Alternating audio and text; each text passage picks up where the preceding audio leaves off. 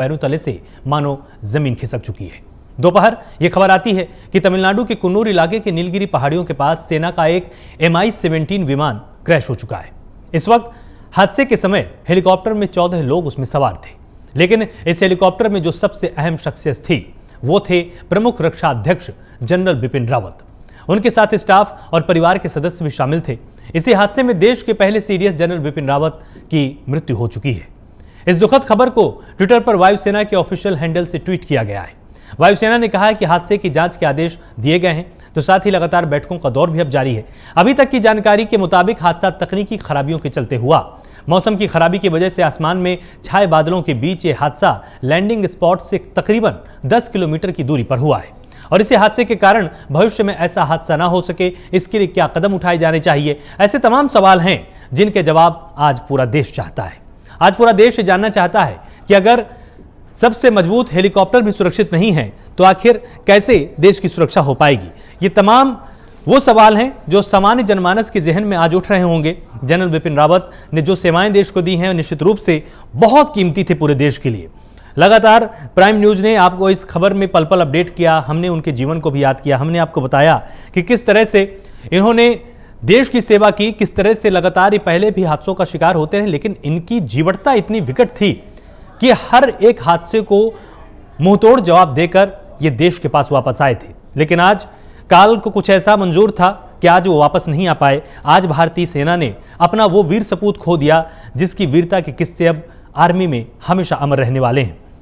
General Bipin Rawat, chief of defence staff CDS, was on a visit to defence staff college Wellington, Nilgiri hills. ये tweet किया गया है Indian air force की Twitter से और यहां पर आपको बताएं कि पत्नी मधुलिका समेत 13 लोगों की मृत्यु हो चुकी है। आखिरकार ये बुरी खबर सामने आ ही चुकी है। जनरल बिपिन रावत अब नहीं रहे, वो देश के पहले चीफ ऑफ डिफेंस स्टाफ यानी सीडीएस थे। तमिलनाडु के कुन्नूर में बुधवार यानी आज तकरीबन 12:20 पर उनका हेलीकॉप्टर क्रैश हो गया था और उसमें जनरल रावत की पत्नी मधुलिका रावत समेत सेना के 14 लोग सवार थे।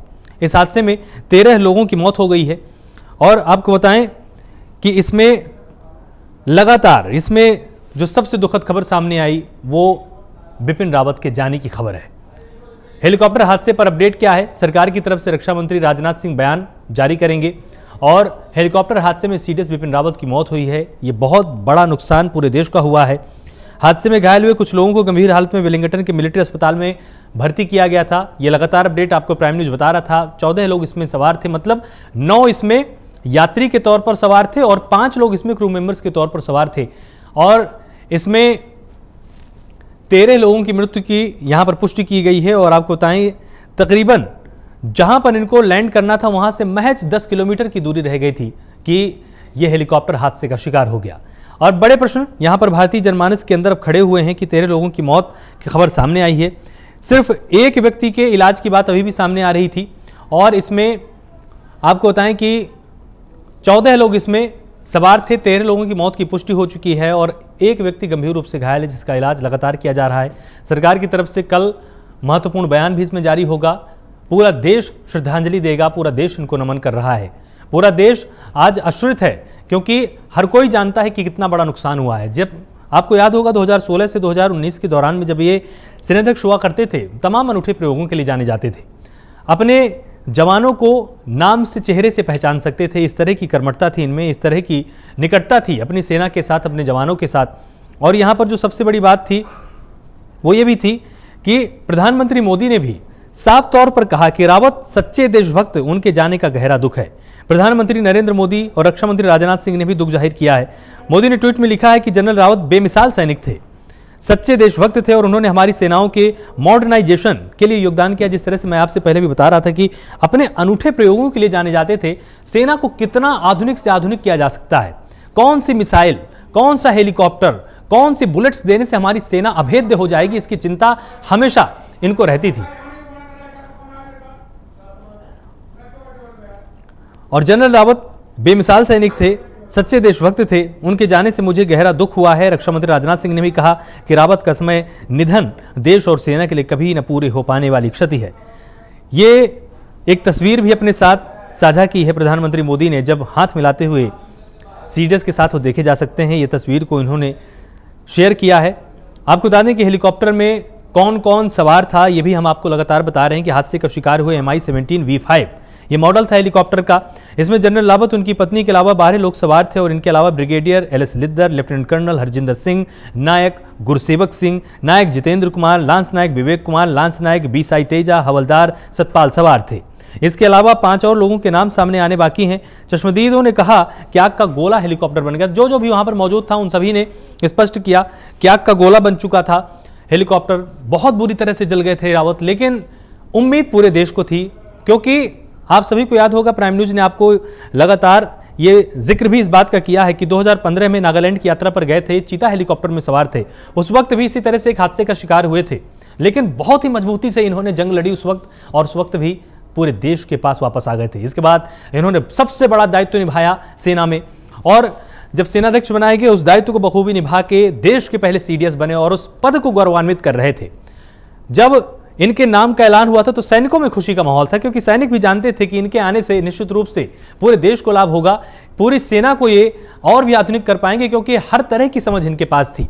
ये सैनिकों का मर्म भी जानते थे, देश की सीमाओं को भी जानते थे, तकनीक को भी जानते थे, जरूरतों को भी समझते थे कि अगर रसद की बात की जाए, अगर सेना में हथियारों की बात की जाए तो दोनों की सामान्य समझ थी इनके पास बहुत ही, और ये सामान्य समझ ही इनको विशेष बना देती थी कि हर एक चीज की सामान्य समझ थी कि मेरे सैनिक को क्या चाहिए, उसको किस तरह के हथियारों से लैस करने की जरूरत है, जो बहुत ही ठंडे तापमान में सैनिक रहते हैं उनको सख्त जरूरत क्या है, क्या उनको हथियार की जरूरत है या उनको हमको ऐसी वर्दी देने की जरूरत है कि उस शून्य से नीचे के तापमान में भी वो देश की सेवा कर पाए। हर तरह की बात लगातार प्रधानमंत्री के सामने रखते थे, लगातार उनके संपर्क में रहते थे। और इंडियन एयरफोर्स का ट्वीट हम आपको टेलीविजन की स्क्रीन पर दिखा रहे हैं कि किस तरह से ट्वीट किया गया। इसमें साफ तौर पर बताया गया कि वेलिंगटन गए हुए थे और Wellington to address the faculty and the student officers to the staff course today. Staff course था, आज उनको संबोधित करना था। यहाँ पर बहुत सारे लोग मार्गदर्शन पाते, लेकिन उसके पहले ही सभी को अधूरा छोड़कर वो हमारे बीच से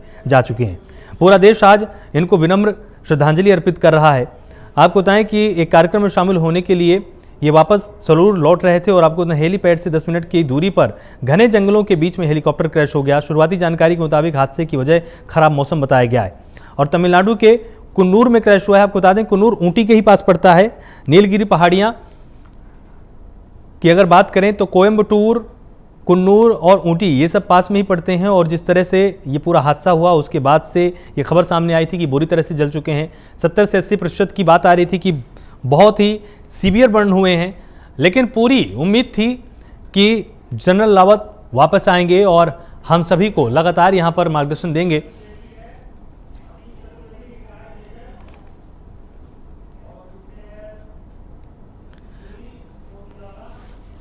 हमारे साथ 2 मेहमान यहां पर जुड़ गए हैं इस चर्चा में हिस्सा लेने के लिए। हमारे साथ मेजर आशीष चतुर्वेदी हैं।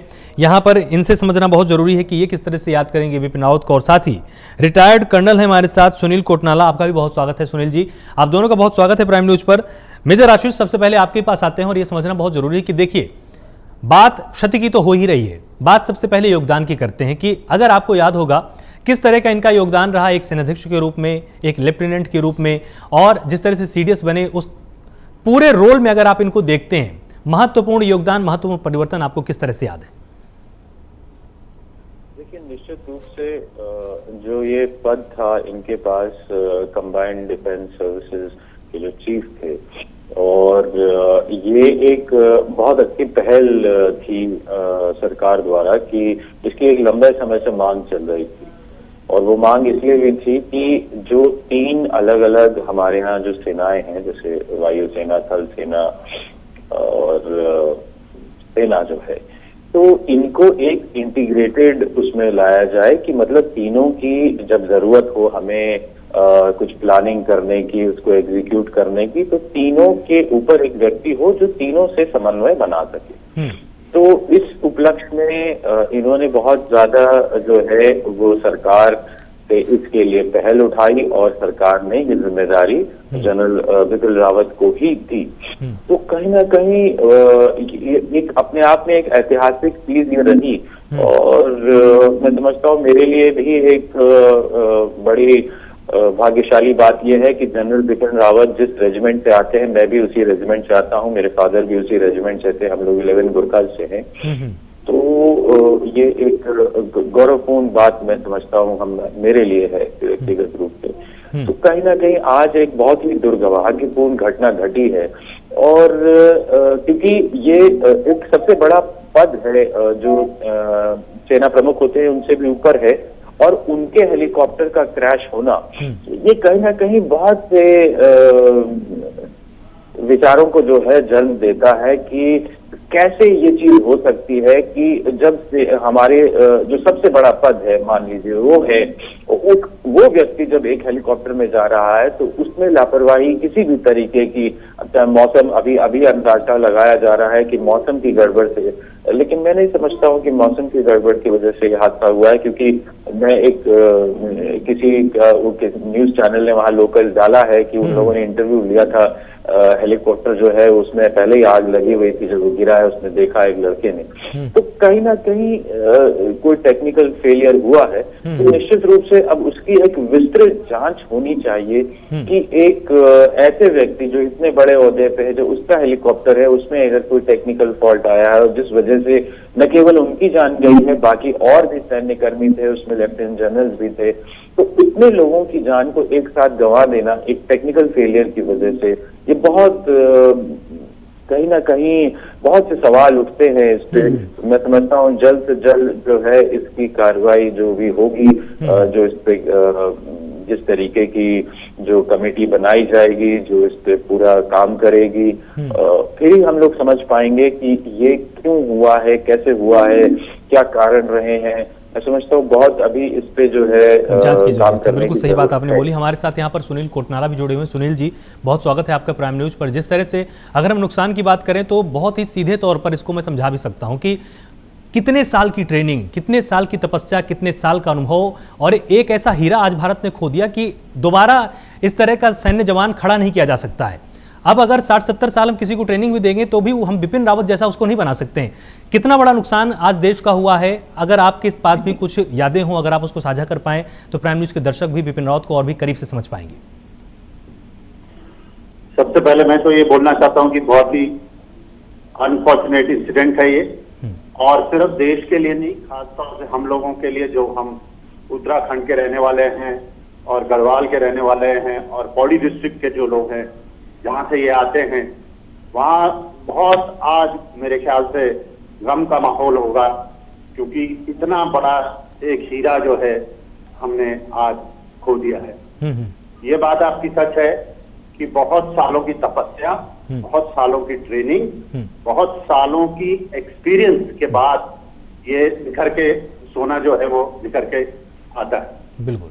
और अगर आप इनकी हिस्ट्री देखेंगे तो जैसे मेजर साहब ने बताया, ये बहुत ही एक हमारी जो शानदार बटालियन है उनमें से एक से आते हैं, 511 GR से, और इनकी ट्रेनिंग उससे पहले IMA में हुई, उसके बाद ये इंस्ट्रक्टर रहे, इन्होंने UN में टेन्योर किए हैं, इन्होंने नॉर्थ ईस्ट में इंसर्जेंसी में बहुत साल बिताए।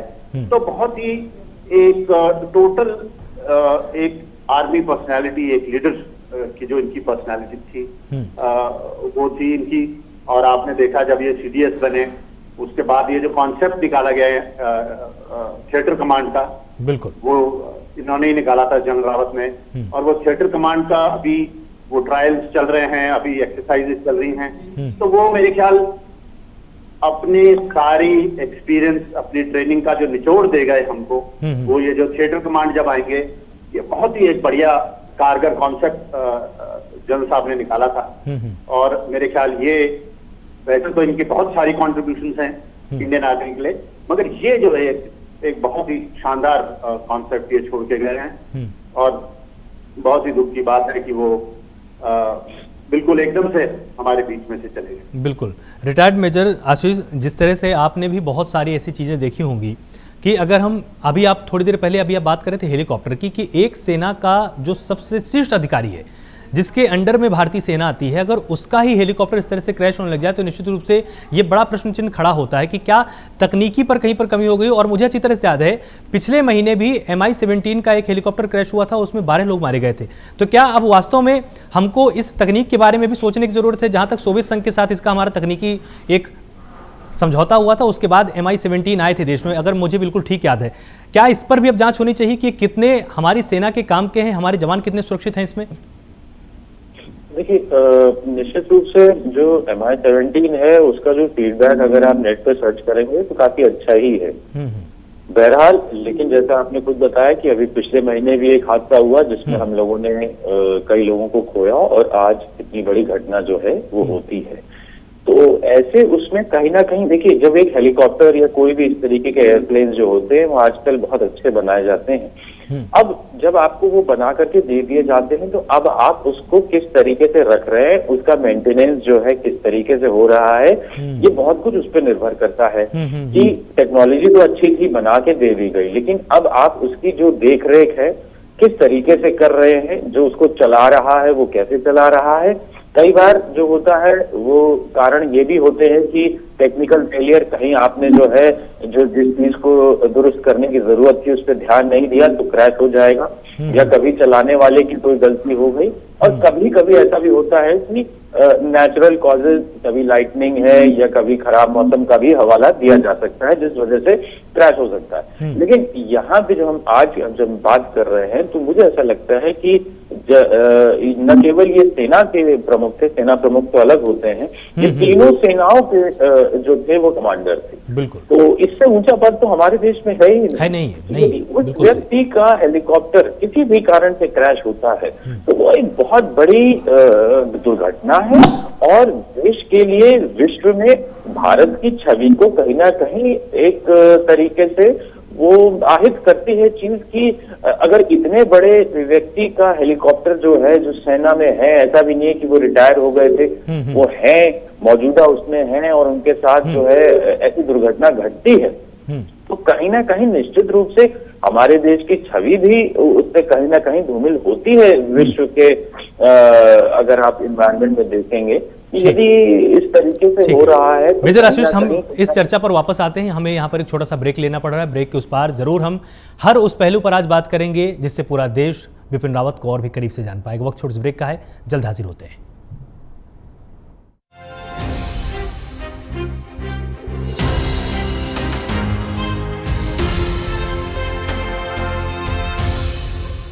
ये है प्राइम न्यूज, क्योंकि सच जरूरी है।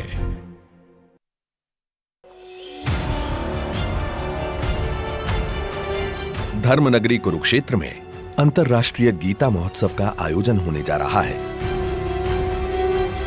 जहां होंगे भारतीय धर्म, आध्यात्म, संस्कृति, ज्ञान और परंपरा के अनेक रंग।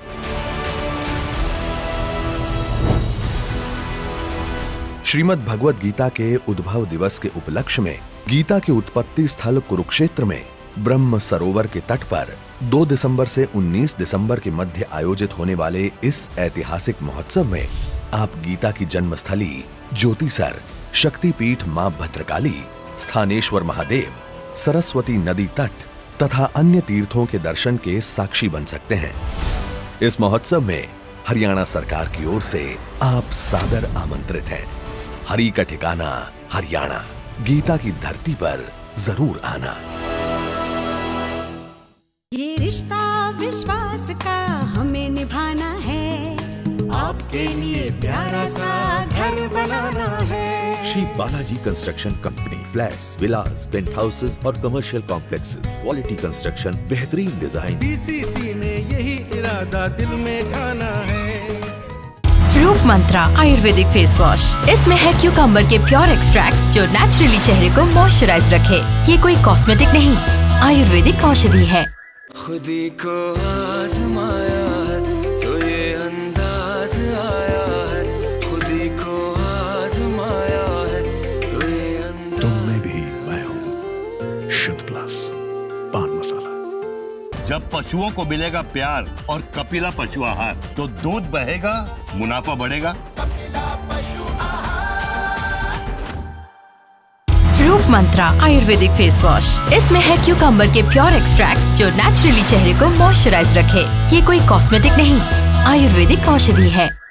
दिल्ली सरकार के स्कूलों के 3 लाख बच्चे, उनके 51,000 बिजनेस आइडियाज और सरकार की ओर से 60 करोड़ रुपए का सीड कैपिटल। ये है दुनिया का सबसे बड़ा startup program business blasters.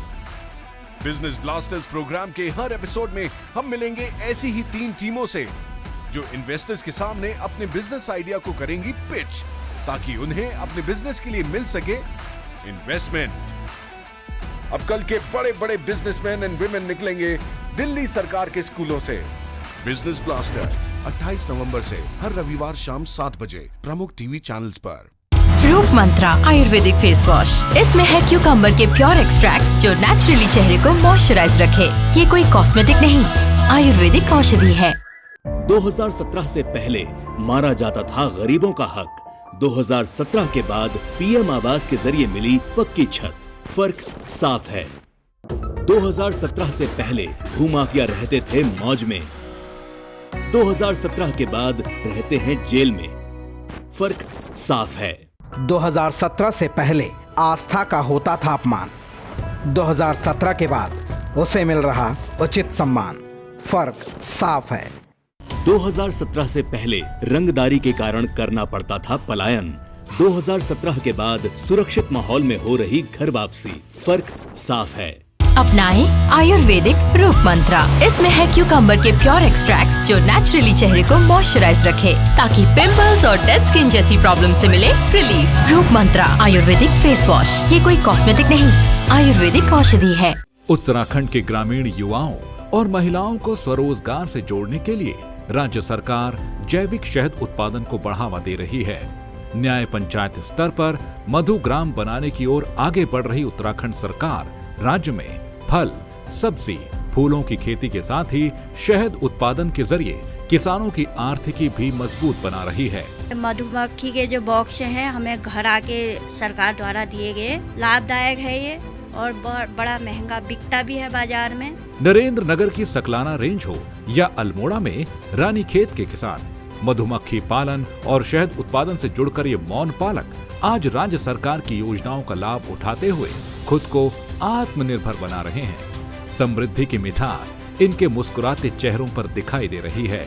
Uttarakhand में 6000 से अधिक मौन पालक, सालाना 2200 मीट्रिक टन शहद का उत्पादन, सालाना उत्तराखंड से 200 करोड़ का शहद निर्यात। उत्तराखंड सरकार प्रत्येक जिलों में बना रही मधुग्राम, किसानों को आदर्श मधुमक्खी पालन, ऋतुवार प्रबंधन, मधुमक्खी पालन में समस्या और समाधान, डंक रहित मधुमक्खी पालन पर ट्रेनिंग दी जा रही है।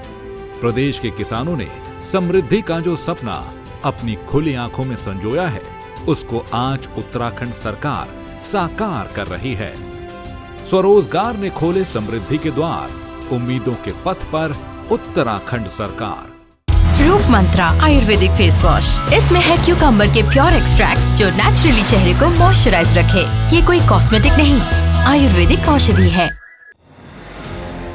गीता जयंती के उपलक्ष्य में 2 दिसंबर से 19 दिसंबर तक कुरुक्षेत्र में आयोजित होने जा रहा है अंतरराष्ट्रीय गीता महोत्सव, जहां हुनरमंदों के लिए लगेगा शिल्प सरस मेला। अंतरराष्ट्रीय गीता सेमिनार में होगा गीता पर मंथन, साथ में होंगी शैक्षणिक प्रतियोगिताएं, भजन संध्या, वैश्विक गीता पाठ, सांस्कृतिक कार्यक्रम, गीता सद्भावना यात्रा, भव्य महाआरती और दीपदान जैसे अद्भुत आयोजन। इस अवसर पर आप गीता की जन्मस्थली ज्योतिसर, शक्तिपीठ मां भद्रकाली, स्थानेश्वर महादेव के दर्शन का लाभ भी ले सकते हैं। इस इंद्रधनुषी अंतरराष्ट्रीय गीता महोत्सव में हरियाणा सरकार कर रही है आपको सादर आमंत्रित। हरि का ठिकाना हरियाणा, गीता की धरती पर जरूर आना। अपनाएं आयुर्वेदिक रूप मंत्रा। इसमें है क्यूकम्बर के प्योर एक्सट्रैक्ट्स जो नेचुरली चेहरे को मॉइस्चराइज रखे, ताकि पिंपल्स और डेड स्किन जैसी प्रॉब्लम से मिले रिलीफ। रूप मंत्रा आयुर्वेदिक फेस वॉश। ये कोई कॉस्मेटिक नहीं, आयुर्वेदिक औषधि है।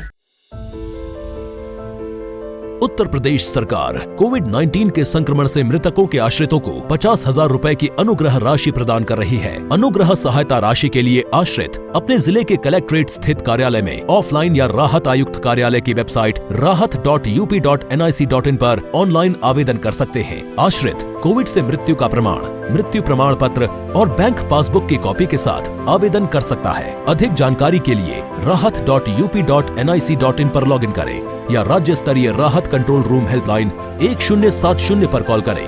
हर मुश्किल में साथ, संवेदनशील सरकार।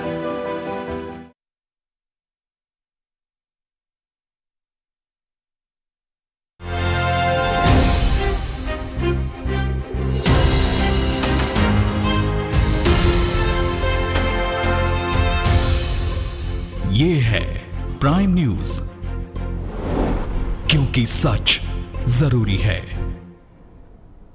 ब्रेक के बाद आप सभी का स्वागत है। लगातार दोनों मेहमान मेरे साथ यहां पर जुड़े हुए हैं और यहां पर समझना बहुत जरूरी हो जाता है कि आखिर बिपिन रावत को अब किस तरह से याद रखा जाएगा।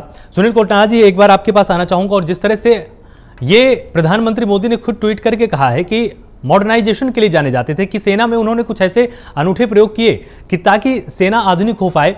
एक दो उदाहरण अगर आप दे पाएंगे तो निश्चित रूप से प्राइम न्यूज के दर्शक भी उनको और भी करीब से समझेंगे। तो जो इन्होंने जो थिएटर कमांड वाला जो कॉन्सेप्ट दिया है वो मॉडर्नाइजेशन का ही एक तरीका है लड़ाई लड़ने का। इसके अलावा अगर आप याद करेंगे तो 10-12 साल पहले एम्युनिशन की बहुत कमी थी हमारी सेना में।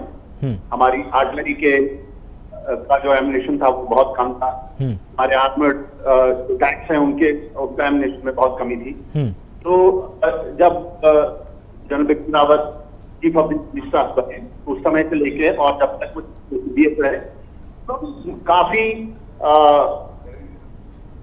जोश और खरोश से और गंभीर के साथ मिल के सारा जो है मॉडर्नाइजेशन इंडियन आर्मी में करी।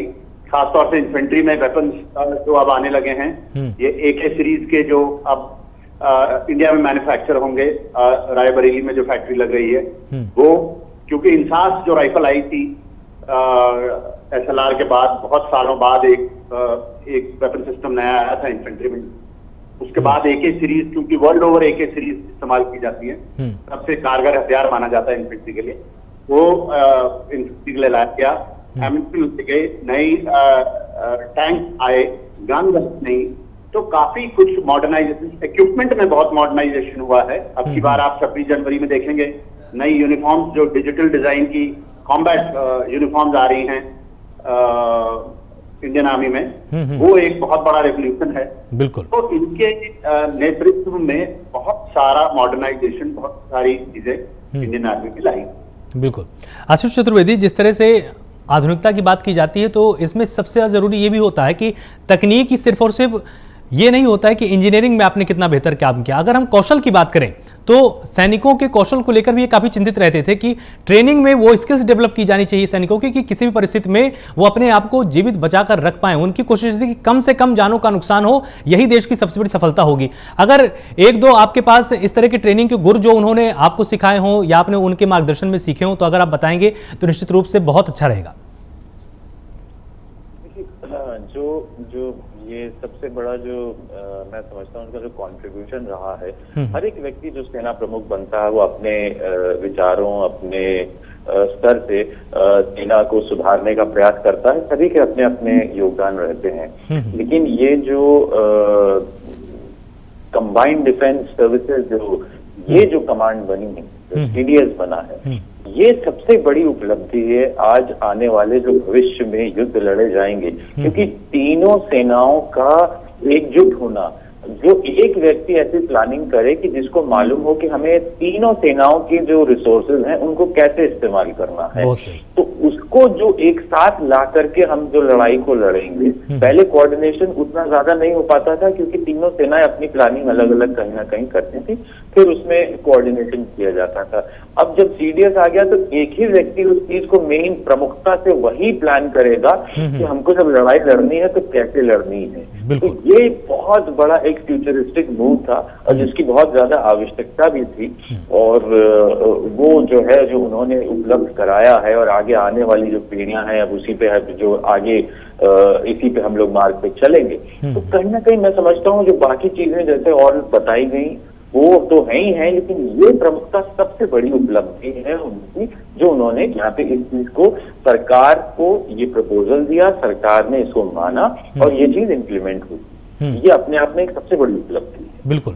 और अभी मतलब जिन लोगों की डेथ हुई है उसमें उनकी वाइफ भी है, तो कितना दुखद है कि हस्बैंड वाइफ जो है उन दोनों की डेथ जो हो गई है एक ही साथ में, क्योंकि उनकी वाइफ भी इस हेलीकॉप्टर में उनके साथ थी, उनकी भी डेथ हो गई। ये पूरे परिवार की नहीं, ये पूरे देश की बहुत बड़ी क्षति है। और सुनील कोटनाला जी, जिस तरह से अगर हम याद करें उनके कार्यकाल को, तो 2016 से 2019 के बीच में जब वो थल सेना के अध्यक्ष रहे, उस दौरान में आपने क्या परिवर्तन देखा कि सेना के अंदर वो कौन से बड़े बड़े परिवर्तन हुए जिसने आमूलचूल परिवर्तन अगर उनको कहा जाए कि सेना की तस्वीर पहले ये थी और इनके आने के बाद जब इन्होंने 3 साल अपनी कमांडिंग में पूरी सेना की देखरेख की उसमें ये फर्क आया?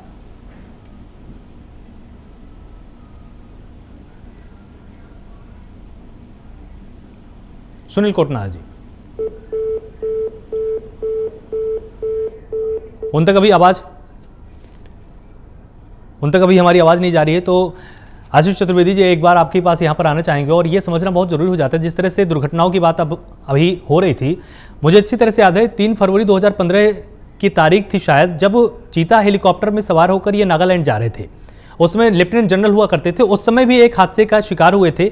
तो क्या अब इस विषय पर वास्तव में बात करने की जरूरत है कि अगर हम अपने सैनिक को, जवान को या किसी अधिकारी को कोई एक वाहन दे रहे हैं, वो वायु का हो, थल का हो, जल का हो, वो कम से कम इतना सुरक्षित तो हो कि वो उसमें सुरक्षित रह पाए? क्योंकि एक बड़ा प्रश्न इससे यही खड़ा होता है कि अगर सेना सुरक्षित नहीं रहेगी तो फिर जनता की सुरक्षा कैसे होगी?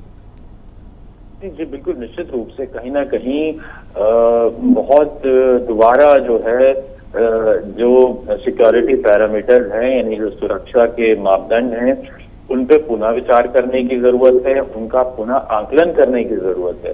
क्योंकि अगर हम जो हो गया अब उसको तो हम बदल नहीं सकते, लेकिन जो आने वाला समय है उसमें इस तरीके की घटनाएं ना हो, इसको सुनिश्चित करना हमारे लिए ये आज ही प्राथमिकता होनी चाहिए। यही हमारे लिए वक्त की सबसे बड़ी मांग है कि आगे भविष्य में हम किसी भी व्यक्ति को जो सेना में है उसको हम इस तरीके से न गंवाएं, क्योंकि इससे एक तो हम उस चीज पे हम उस व्यक्ति को गंवाते हैं, उससे नुकसान होता है, दूसरा हमारे अंदर जो छवि है हमारे बाहर भी बल्कि देश की, वो कहीं ना कहीं खराब होती है। हमारी सेनाओं की, हमारे देश की छवि दोनों खराब होती है उससे, कि एक अनप्रोफेशनल या उतना जिस तरीके का एक मैनेजमेंट होना चाहिए वो कहीं ना कहीं उसमें कहीं ना कहीं कोई कमी रह जा रही है, ये सुनिश्चित नहीं किया जा रहा है।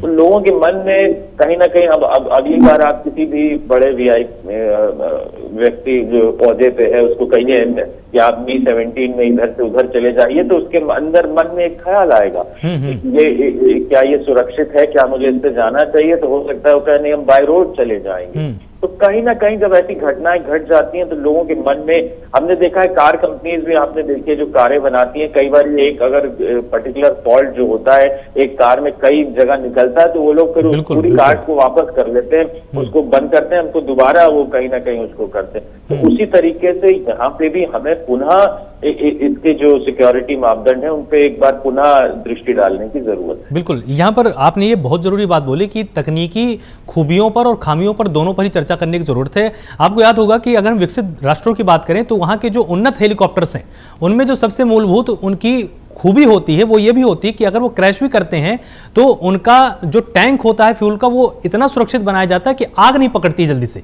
आग नहीं लगती है, और उसके चलते जो उसमें पैसेंजर्स होते हैं या जो क्रू होता है उसको बचने का, निकलने का मौका पर्याप्त समय उनको मिल जाता है।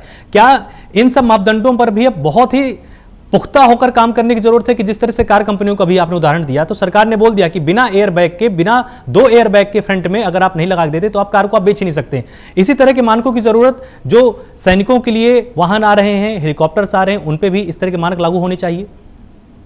कहीं ना कहीं निश्चित रूप से जो इस तरीके के जो इम्प्रूवमेंट्स हो रहे हैं, आज से जो 10 साल पहले गाड़ियां बनती थी उसमें कितने एयरबैग होते थे, आज तो सरकार ने उसे कंपलसरी कर दिया है।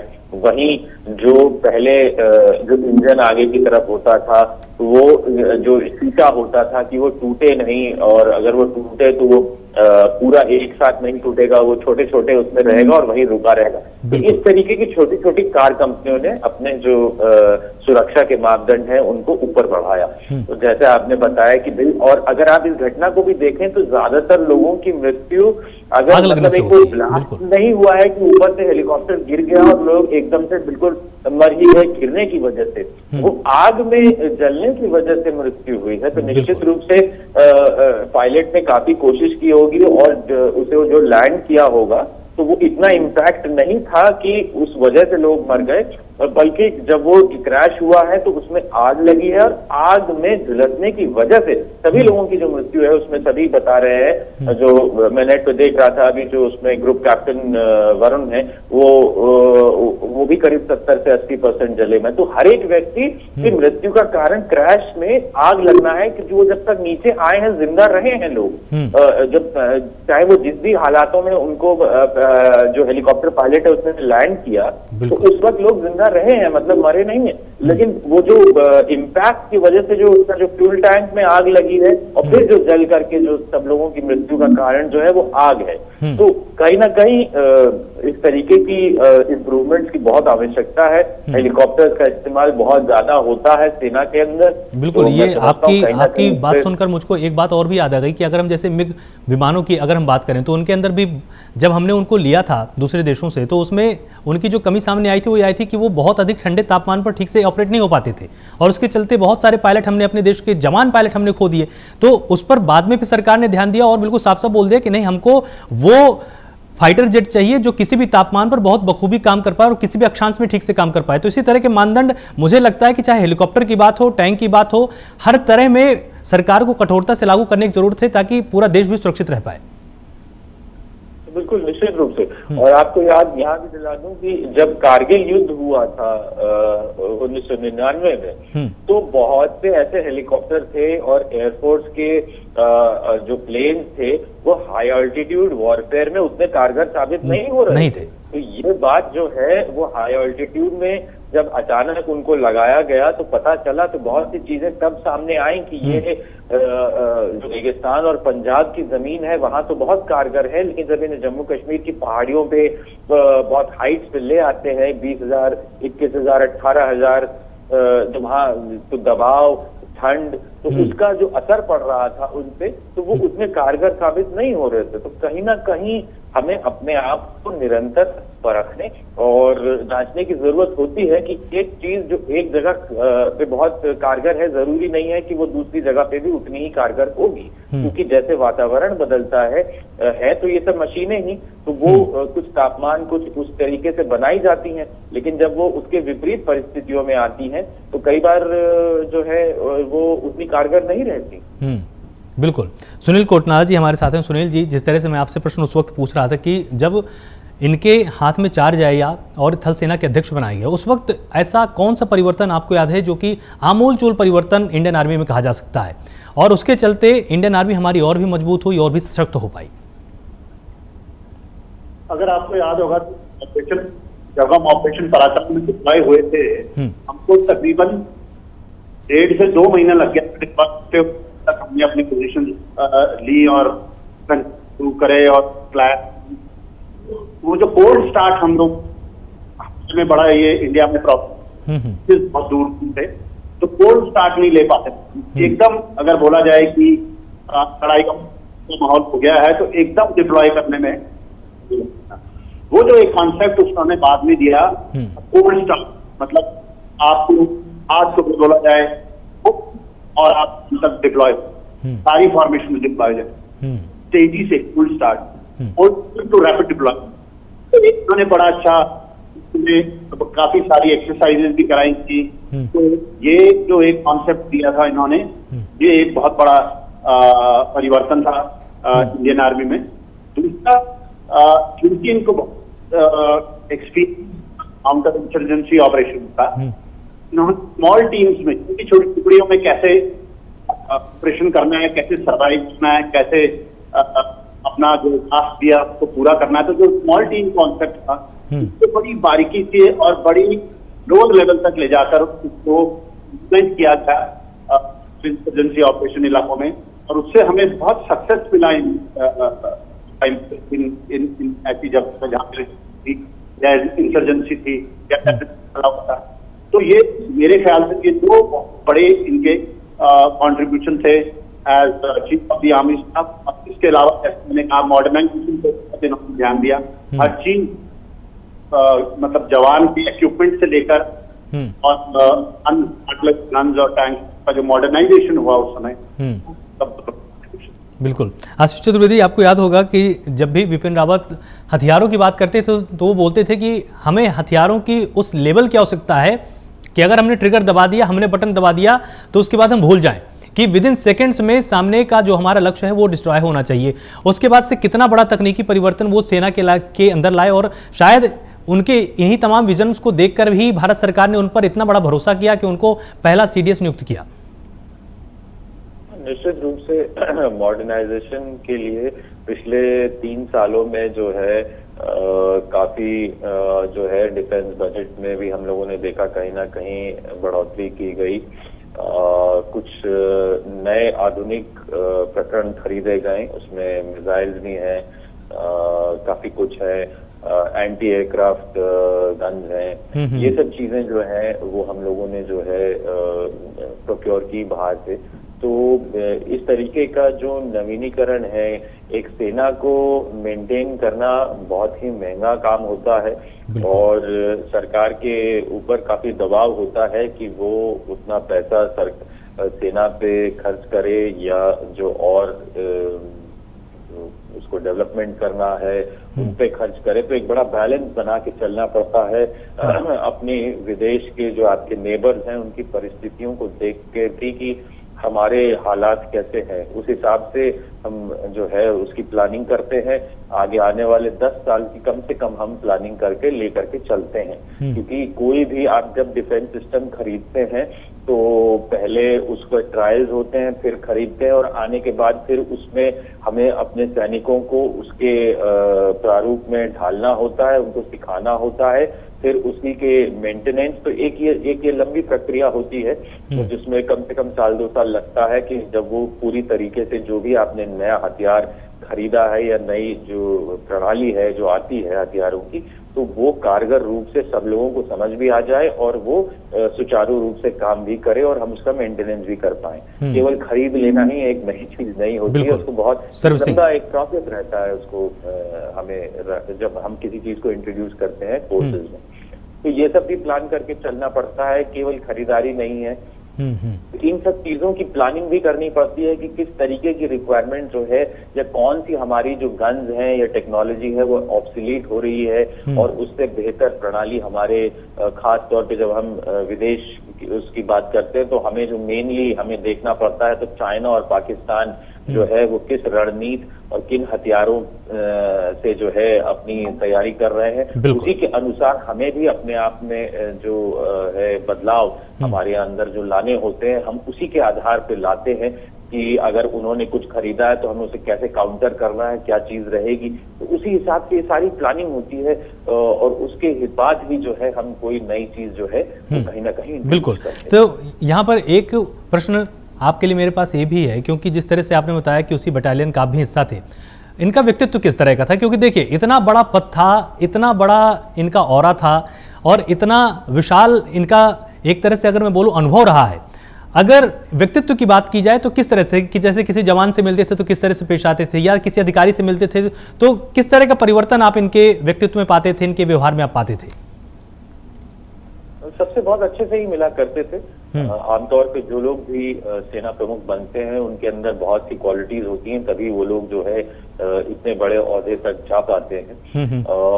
एक चीज जो मैं यहाँ पे विशेष रूप से बताना चाहूंगा, जब वो सेना प्रमुख बने तो हमारी रेजिमेंट के अंदर काफी इस तरीके के लोगों में चर्चाएं थी कि अब जो हमारी रेजिमेंट की यूनिट्स हैं उनको बहुत अच्छी पोस्टिंग मिलेंगी, क्योंकि अब सेना प्रमुख जो हैं वो हमारी ही रेजिमेंट के हैं, लेकिन इस तरीके का कुछ हुआ नहीं। जो जैसे सभी के लिए थे वो उन्होंने कोई विशेष सामान रखा सभी को।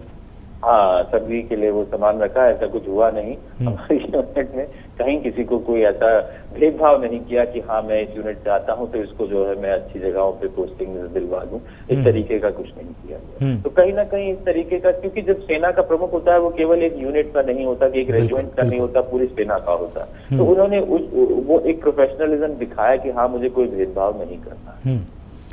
सुनील कोटनाला जी, अगर आप प्राइम न्यूज के दर्शकों के सामने याद करना चाहें, क्या संदेश देकर आप उनको याद करना चाहेंगे कि अब आज वो हमारे बीच में नहीं है, लेकिन उनके अनुभवों को याद करते हुए उनकी कुछ यादों को अगर आप साझा कर पाएं तो वो पूरे देश के लिए हमेशा एक अमिट याद के तौर पर हो जाएगा? मैं सोचता हूं कि वो बहुत ही एक पैट्रियोटिक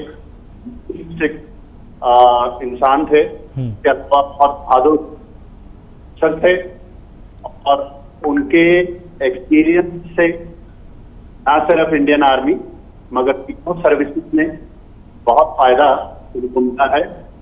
और मेरी विशाल से बस यही प्रार्थना है कि उनकी और उनकी वक्त आत्मा को शांति दे, और हम सब उनको याद करेंगे कि उनका जो कंट्रीब्यूशन था हमारे देश के लिए बहुत बहुत इम्पोर्टेंट। और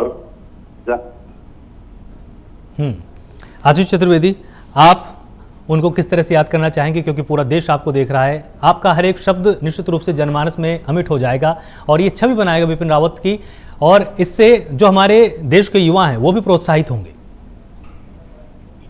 देखिए, सेना अपने आप में एक बहुत ही ऑनरेबल जो है प्रोफेशन है।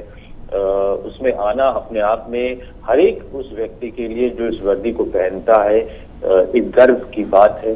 और देश के लिए जितना कुछ इसने किया है मैं नहीं समझता, सभी का योगदान रहता है, लेकिन हाँ जो सेना का योगदान रहा है और जो आने वाले समय में भी रहेगा वो हमेशा ही सर्वोच्च रहेगा। क्योंकि जिस निस्वार्थ भाव से लोगों ने अपने परिवार वालों को, लोगों ने अपने अपनों को और अपने प्राणों को इस मातृभूमि के लिए निछावर किया है, जंग में ही नहीं, काउंटर इंसर्जेंसी में, कहीं और, आप देखेंगे कि कभी भी सेना पीछे नहीं हटी है। उसने अपनी कुर्बानियां जो हैं वो निरंतर दी हैं इस देश के लिए, और उसी में आज एक दुर्भाग्यपूर्ण तरीके से आज भारत माँ ने अपना एक और बेटा जो है वो खो दिया है। लेकिन फिर भी, क्योंकि मैंने कहा ये सेना है, ये इसमें कुर्बानियों की कमी नहीं होगी। फिर और जनरल बिपिन रावत आएंगे, फिर और कुर्बान हो जाएंगे, लेकिन फिर आते रहेंगे, ये मैं आपको बता सकता हूँ, रुकेंगे नहीं। कभी अफसोस जरूर रहेगा कि जो चला गया, लेकिन कभी भी झुकेंगे नहीं, कभी भी ठहरेंगे नहीं, ये मैं आपको कह सकता हूँ। आप दोनों मेहमानों का बहुत बहुत शुक्रिया मेरे साथ इस चर्चा में जुड़ने के लिए, कुछ यादों को ताज़ा करने के लिए, कुछ यादों को अमिट बना देने के लिए। और निश्चित रूप से जिस तरह से आशीष ने यहाँ पर एक बहुत ज़रूरी बात बोली कि सेना के अंदर शहादत को भी गर्व के तौर पर मनाया जाता है। आज पूरे देश को गर्व है अपने उस बेटे पर जिन्होंने अपने अनुभवों के जरिए भारतीय सेना को तराशा ही हमारी सीमाओं को भी मजबूत किया। प्राइम न्यूज भी उनको शत शत नमन करता है। नमस्कार।